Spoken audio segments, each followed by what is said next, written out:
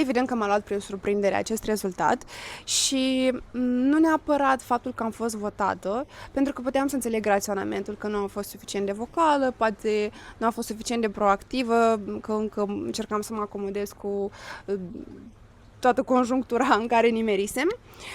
M-a deranjat modul în care s-a făcut, faptul că s-a făcut pe la spate, s-a făcut complot, în condițiile în care noi cumva pledam pentru ideea că suntem o familie, că suntem așa mișto cu toții, că ne completăm energiile, că suntem cu toții așa deschiși și ne susținem unii pe ceilalți.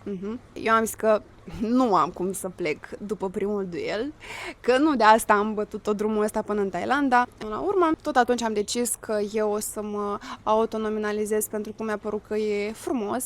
Totuși, măcar pe față să arătăm că avem acel spirit de echipă, că avem un vot unanim și suntem complet aliniați. La duel